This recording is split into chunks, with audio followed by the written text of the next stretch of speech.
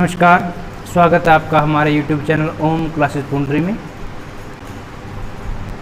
तो आज का हमारा विषय रहेगा क्लास 9th के लिए एक्सरसाइज 8.2 NCERT में। और यहाँ आज हम एक प्रमेय करेंगे।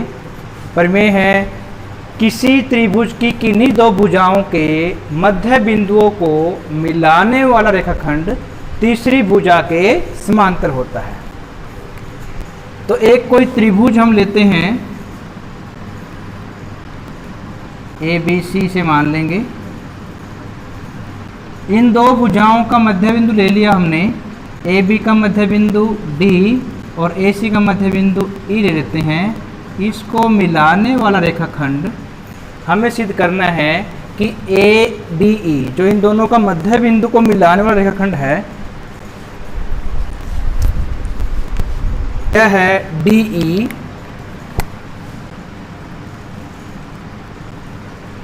तीसरी भुजा के समांतर। तीसरी भुजा अर्थात BC, ये समांतर होगा BC के। ये हमें सिद्ध करना है, इसे बोलेंगे आप साध्य। और दिया क्या है? दिया है कि DAB का मध्य बिंदु है और EAC का मध्य बिंदु है। चलिए इसे निकालने के लिए पहले थोड़ी सी रचना कर लेते हैं हम। रचना क्या की? BA के समांतर C से हमने एक रेखाखंड खींचा इस प्रकार से, और इसको जब आप आगे बढ़ाओगे तो यहाँ एक बिंदु पे काटेंगे।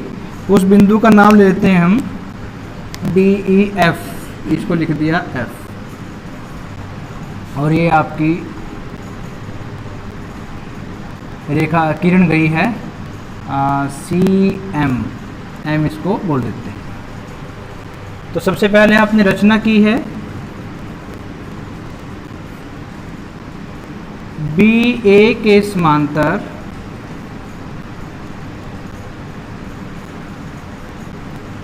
बिंदु C से किरण CM खींचो। ये आपने किरण खींच दी। ये किरण आपकी लंबी यहाँ पर खींच देते हैं हम। इसके पश्चात अभी देखिए स्थिति क्या है। D और E मध्य बिंदु है और यहाँ आपके पास दो त्रिभुजें बन जाती हैं। एक त्रिभुज ADE और दूसरी त्रिभुज EF और ये C। त्रिभुज EF और C, ये दो त्रिभुज आपको प्राप्त होती हैं। प्रमाण करेंगे, दोनों त्रिभुजों का उपयोग करेंगे। प्रमाण त्रिभुज ADE व त्रिभुज CFE में अगर आप इन दोनों त्रिभुजों का उपयोग करें तो आप क्या देखोगे? AB का मध्य बिंदु है D, यानी जितनी AD है, जितना भाग AD की लंबाई है उतनी ही लंबाई DB की होगी। यानी ये दोनों लंबाइयाँ बराबर है, AD बराबर है DB के। और क्योंकि E मध्य बिंदु है किसका? AC का, तो इसका मतलब जितनी लंबाई AE की होगी, A से E तक जितनी लंबाई होगी उतनी लंबाई E से लेकर C तक की होगी, क्योंकि ये E मध्य बिंदु है AC का। तो AE बराबर है EC, ये बात आपको दिया है, दे रखी है पहले ही।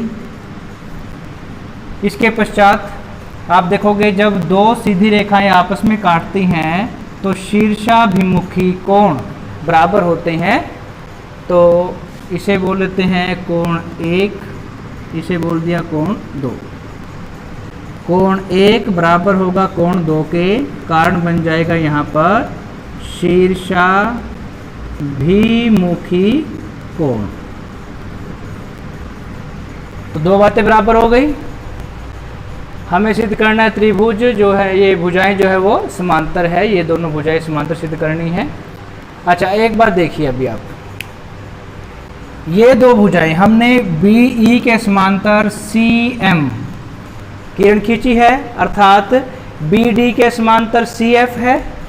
और जब दो समांतर रेखाएं होती हैं और उन्हें कोई तीसरी रेखा प्रतिच्छेद करती है तो उसके एकांतर कोण बराबर होते हैं। आप इसको मान ले बी ए ये वाली रेखा और ये सी और यहाँ आपका बिंदु F था और ये M की ओर गई है, यहाँ आपका बिंदु है ये E बीच में। तो जो ये वाला कोण है इसे मान लिया कोण 3 और ये हो जाता है कोण 4। तो ये दोनों एक दूसरे के एकांतर कोण बनते हैं और त्रिभुजों में एकांतर कोण बराबर होते हैं, इसलिए कोण 3 बराबर है कोण 4 के। कारण क्या बना है? कारण बना है ए बी समांतर है सी एम के, ये आपका कारण बना है।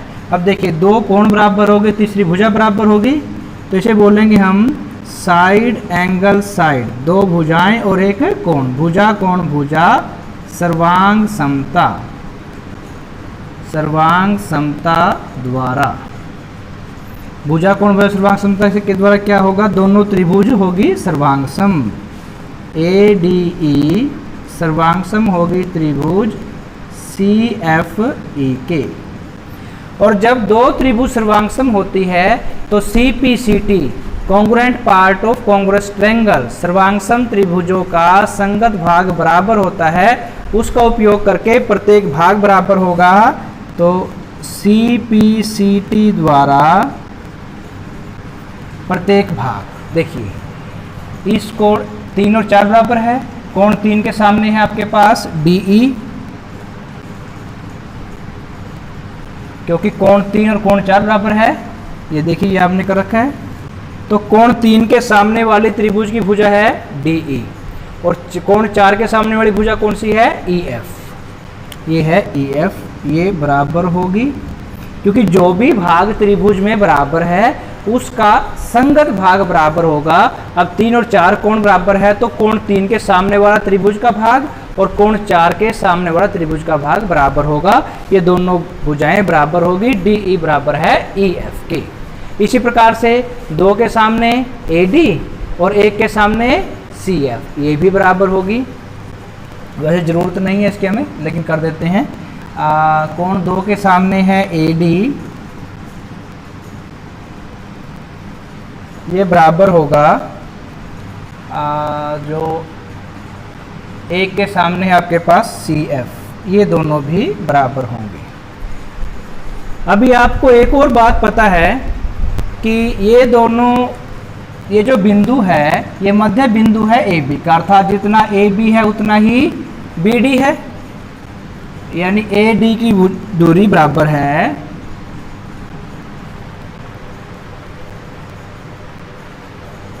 AD की जितनी दूरी है वो बराबर है BD के, क्योंकि मध्य बिंदु है। चलिए अब देखिए आपके पास क्या क्या चीज़ें आ गई। DE बराबर है EF, एक बात आ गई, AD बराबर है BD, और ये दोनों किसके बराबर हैं? ये दोनों पूरी भुजा जो आपकी AB है उसका आधा है, AB भुजा का आधा है। अब देखिए स्थिति क्या बनती है।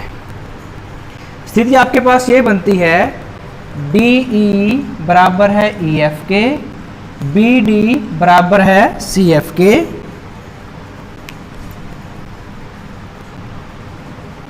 देखिए AD ये भाग बराबर हो गया CF के, और AD किसके बराबर है? AD बराबर है BD के। इन दोनों का यूज करेंगे, यहाँ से AD बराबर है BD के और AD किसके बराबर है? CF के, बराबर है CF बराबर है 1/2 AB। इकट्ठा कर दिया इनको, तो यहाँ से क्या मिल गया आपको? AD बराबर है BD बराबर है CF, अर्थात BD और CF बराबर है, आमने सामने की भुजाएं बराबर है। और जब आमने सामने की भुजाएं बराबर और समांतर दोनों बातें होती है, समांतर हमने पहले खींचा था CFM, पहले समांतर खींचा था किसके? BA के। और जब आमने सामने की भुजाएं बराबर और समांतर हो तो इसका मतलब त्रिभुज जो होती है वो चतुर्भुज होती है, वो समांतर चतुर्भुज होती है। अतः चतुर्भुज BCFD एक समांतर चतुर्भुज है। और इसके अलावा और देखना चाहते देख लो, ये भी आपने क्या किया है, DE बराबर है EF के, DE बराबर है EF के, और ये भी किसके बराबर है, DE बराबर BF, और ये भी किसके बराबर है, ये बराबर होगा आपका BC के। दोनों मिलाएंगे, DE बराबर है EF, क्योंकि ये दो भुजाएं समांतर हैं, दो भुजाएं AB और CM समांतर है। समांतर भुजाओं के बीच की जो लंबाई है वो भी बराबर होगी। ये दोनों भुजाएं समांतर है AB और CM, तो इनके बीच की जो लंबाई है वो भी बराबर होगी। जैसे रेल की पटरी होती हैं, समांतर हैं, उनके बीच की दूरी हमेशा बराबर होगी। तो इसके बीच की दूरी BC बराबर होगी DF के। तो यहाँ से आप क्या ले सकते हैं, DE, ये दे रखा आपको, DE बराबर EF, ये बात आपको दे रखी है। DE बराबर EF बराबर होगा 1/2 पूरा कौन है, ये DF, पूरा ये DF। और DF किसके बराबर है, BC के। 1/2 ऐसे कैसे, DF की जगह रिप्लेस कर दिया हमने BC। और ये दोनों DF और BC बराबर क्यों हैं, DF बराबर है BC क्योंकि ये बराबर इसलिए हैं समांतर भुजाओं के बीच की दूरी। समांतर भुजाएं आपके पास AB या BA कह दो इसको, BA के समांतर CM हमने खींचा था। समांतर भुजाओं के बीच की दूरी हमेशा बराबर होती है। तो यहाँ से आपको क्लियर हो गया कि DE बराबर है 1/2 BC। अब ये भुजाएं भी समांतर और ये भुजाएं भी समांतर, यही हमने सिद्ध करना था कि तीसरी भुजा के समांतर होगा। अतः चतुर्भुज ABCD एक समांतर चतुर्भुज है। समांतर चतुर्भुज होने के गुण क्या क्या होते हैं कि सम्मुख भुजाएं बराबर और समांतर। इसकी सामने सामने की भुजाएं BC बराबर है DF के और BD बराबर है CF के, ये हमने सिद्ध कर दिया है। और जब भुजाएं बराबर भी और समांतर भी हैं तो इसका मतलब ये एक समांतर चतुर्भुज है। और DE भाग जो है BC का आधा है, ये भी हमने सिद्ध कर दिया है। आधा बेशक हो लेकिन समांतर तो होगा, इसलिए DE समांतर है BC इति सिद्धम। ये जो हमें सिद्ध करना था वो सिद्ध हो जाता है। अगर आपको सिद्ध करना आ जाए इसी क्वेश्चन में आगे कि DE बराबर 1/2 BC, तो वो भी हम यहाँ सिद्ध कर चुके हैं। कई बार इसी क्वेश्चन में थोड़ी सी बात तो पुट कर देता है। तो ये थी आपकी थ्योरम, किसी त्रिभुज की इन्हीं दो भुजाओं के मध्य बिंदुओं को मिलाने वाला रेखाखंड तीसरे भुजा के समांतर होता है। इसका इन्वर्स यानी इसका उल्टा भी कई बारों पेपर में पूछ देता है, वो भी आप इसी प्रकार से कर सकते हैं। तो 8 पे क्या दिया है, हमें दिया है एक चतुर्भुज ABCD में मध्य बिंदु क्रमशः मध्य बिंदु AB का मध्य बिंदु P, BC का मध्य बिंदु Q, DC का मध्य बिंदु R और DA का मध्य बिंदु S, उसको मिलाने पर एक आकृति हमें, एक चतुर्भुज हमें प्राप्त होती है और AC इसका विकर्ण है। तो इस स्थिति में हमें सिद्ध क्या करना है, ये दे रखे मध्य बिंदु। मध्य बिंदु का मतलब क्या है, AP की दूरी बराबर हो जाएगी BP की दूरी के, और QB की दूरी बराबर हो जाएगी QC के, और RC की दूरी DRC के बराबर, और DS की दूरी ये मान लिया ये हो जाएगी SA के बराबर। तो ये दूरी बराबर दे रखी हैं, चतुर्भुज है एक। सिद्ध क्या करना है, साध्य क्या है हमारा, साध्य यहाँ पर है नंबर 1 प्रश्न है कि SR समांतर है AC और SR बराबर है 1/2 AC। पहली बात ये सिद्ध करनी है और दूसरी बात जो सिद्ध करनी है PQ बराबर है SR के, और तीसरी बात जो सिद्ध करनी है PQRS एक समांतर चतुर्भुज है। जैसे पिछले क्वेश्चन में हमने सिद्ध किया था कि PQRS एक समांतर चतुर्भुज है, वो हमें सिद्ध करना है। तो चलिए प्रिय विद्यार्थियों, आप देखिए पोजीशन देखिए, SR आपकी ये है, SR ये है आपकी, SR AC के समांतर सिद्ध करना है, AC के समांतर सिद्ध करना है पहली बात। इसी प्रकार से और SR सिद्ध करना है 1/2 AC। अब जो भी थ्योरम हमने की है जस्ट 1 मिनट पहले, उसमें क्या था, उसमें था आपके पास एक त्रिभुज थी और 2 मध्य बिंदु थे,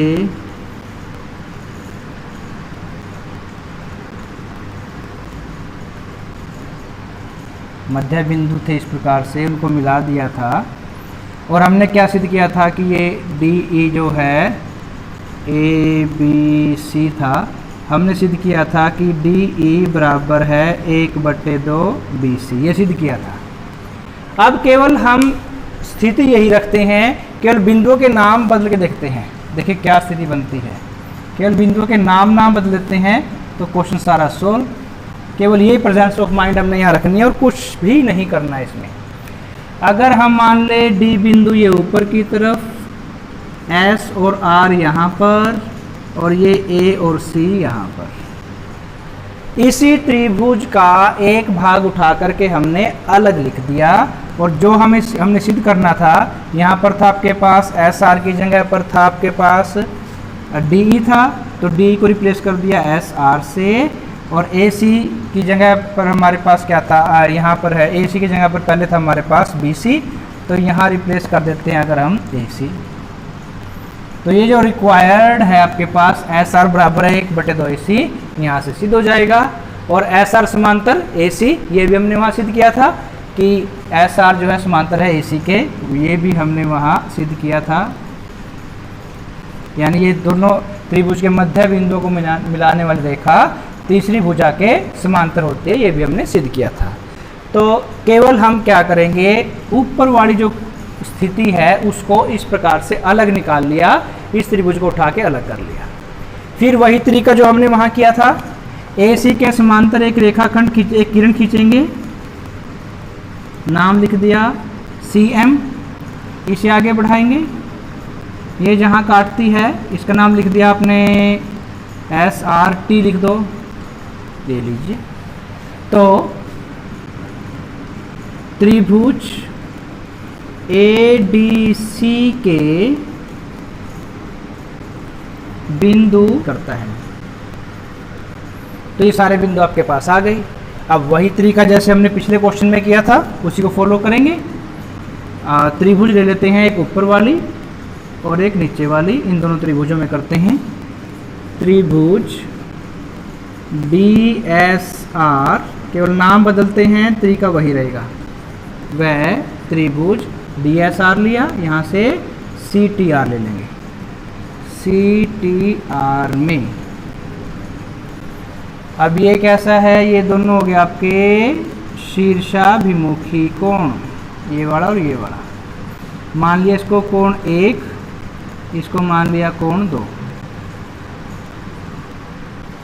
कोण 1 बराबर होगा कोण 2 के, ये होते हैं आपके शीर्षाभिमुखी कोण। शीर्षाभिमुखी कोण क्या होता है, जब दो सीधी रेखाएं आपस में काटती हैं तो उनके सिरों के जो कोण है वो हमेशा बराबर होते हैं, चाहे ये कोण देख लो या फिर ये कोण देख लो, ये दोनों भी बराबर होते हैं। तो उसके बाद अब क्योंकि हमने DA के समांतर AD के समांतर CM खींचा है, तो एकांतर कोण बराबर होंगे, ये इन दोनों के एकांतर कोण बराबर होंगे, इसका कोण इस कोण के ये बराबर होगा क्योंकि एकांतर कोण है। इसे मान लिया आपने कोण 3, इसे मान लिया कोण 4। तो कोण 3 बराबर होगा कोण 4 के एकांतर कोण। किसके कारण बने हैं? ये दो भुजाएं समांतर हैं आपके पास, ए डी समांतर है, सी टी लिख लो या सी एम लिख लो, हमारी मर्जी है। तो इसी कारण ये समांतर हो गई। तो इसके बाद जो भुजा है ये क्या है? इसका मध्य बिंदु है। बी सी का मध्य बिंदु है आर। जो ये डी सी है इसका मध्य बिंदु आपके पास आर दे रखा है। मध्य बिंदु होने का मतलब क्या है? इसे दो बराबर भागों में बांटेगी, अर्थात डी आर बराबर है सी आर। ये बात आपको दिया है, मध्य बिंदु बता रखा है। जिस त्रिभुज के दो कोण और एक भुजा बराबर हो, यानी दो साइडें और एक एंगल बराबर हो, उसे कहते हैं साइड एंगल साइड। सर्वांग समता नियम के द्वारा वो दोनों त्रिभुजें सर्वांग सम होंगी, सर्वांग समता नियम के द्वारा दोनों त्रिभुज डी एस आर सर्वांग सम होगी त्रिभुज सी टी आर के। अब सी पी सी टी क्या कहती है? Congruent part of congruence triangle, अर्थात सर्वांग सम त्रिभुजों का संगत भाग बराबर होता है। उसके द्वारा हम देखते हैं कि भुजाएं बराबर होंगी। कोण 4 के सामने है आपके पास एस आर और कोण 3 के सामने है टी आर, दोनों बराबर होंगे। इसके अलावा कोण 1 के सामने है एस डी और कोण 2 के सामने है सी टी, ये दोनों बराबर होंगे। अब ये क्या है? मध्य बिंदु है, अर्थात ये दोनों भुजाएं बराबर है। हम जानते हैं या दिया भी है वैसे तो ये कि ये एस मध्य बिंदु है, दोनों भुजाएं बराबर होगी। तो ए एस बराबर है डी एस के। अब देखिए ए एस बराबर है डी एस या फिर एक और डी एस, ये भी है ना। इसको समीकरण 2, इसको समीकरण 3, इसे समीकरण 1 मान लो। अगर समीकरण 2 और 3 को इकट्ठा करते हैं तो देखिए D S S D D S की बात है। तो ए एस बराबर है एस डी बराबर है सी टी, यानी ए एस बराबर हो जाता है सी टी के। हमारा सीधा उद्देश्य क्या बन जाएगा?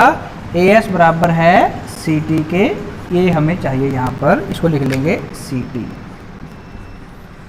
सम्मुख भुजाएं बराबर हैं और समांतर भी हैं।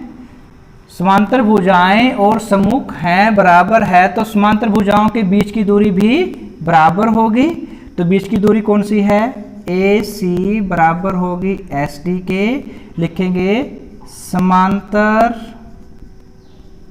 भुजाओं के बीच की दूरी, और केवल समांतर भुजाओं के बीच की दूरी नहीं है, कई बार ऐसा हो जाता है दो भुजाएं समांतर हैं, एक तो इस प्रकार से दूरी बराबर और एक इस प्रकार से, दोनों दूरियां अलग अलग होंगी।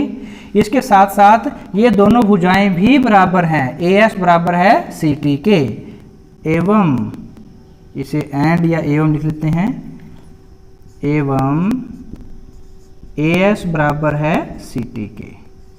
ये बराबर होने के कारण ये दोनों भुजाएं भी बराबर हो गई। बराबर होने के साथ साथ समांतर भी हो गई, ए सी समांतर हो जाएगी एस टी के। तो अभी एस आर क्या है? एस टी का आधा हिस्सा है, एस आर एस टी का आधा हिस्सा है। यहाँ से हम दिखा सकते हैं, ये देखिए एस आर बराबर है टी आर। देखिए ये कर देते हैं, एस टी पूरी भुजा बराबर है किस से बनी है? एस आर से और आर टी से, बराबर है एस आर जमा आर टी। अब एस आर और आर टी दोनों बराबर हैं, दोनों भुजाएं बराबर है, तो यहाँ पर आर टी की जगह भी एस आर वापिस रख देंगे। यहाँ एस आर पहले ही है, 2 बार एस आर बराबर है एस टी, 2 से भाग करेंगे, 1/2 बराबर है एस आर, 1/2 एस टी बराबर है एस आर। ये बात आपके पास आ गई। तो क्लियरली इसे मान लो समीकरण 4 के द्वारा, समीकरण 4 का उपयोग करने पर जो एस आर आपकी वो एस ए सी के समांतर होगी, क्योंकि जब ये दोनों ए सी और एस टी समांतर हैं तो एस आर भी समांतर होगी। एस आर समांतर होगी किसके? ए सी के। पहली बात क्लियर हो गई। और दूसरा, दोनों भुजाएं बराबर हैं, ये दोनों भुजाएं आपकी बराबर थी।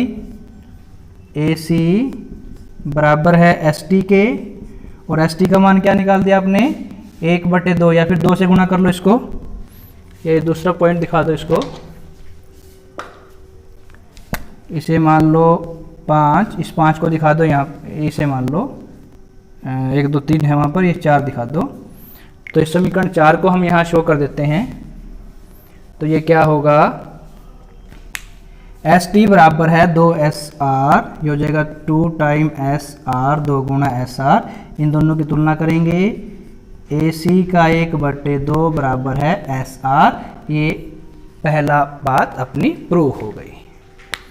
अब दूसरी बात क्या है? पी क्यू बराबर है SR। अब पी क्यू यहाँ पर है, पी क्यू बराबर है SR। ये हो गया आपका एक पार्ट, आधा क्वेश्चन आपका हो जाता है। इसी प्रकार से सेकंड पार्ट लेके चलेंगे। अब त्रिभुज आपने ये ली थी, ऊपर वाली ACD, ये त्रिभुज ली थी। अब नीचे वाली त्रिभुज ले लेंगे, पॉइंट वही रहेंगे, बिंदु बदल जाएंगे। AC और B, यहाँ पर AC और ऊपर ले लेंगे B, P और Q यहाँ पर आ जाएंगे, उसको हम यूज़ करेंगे। तो देख, सॉरी, इसको तो मिटाना नहीं था। चलिए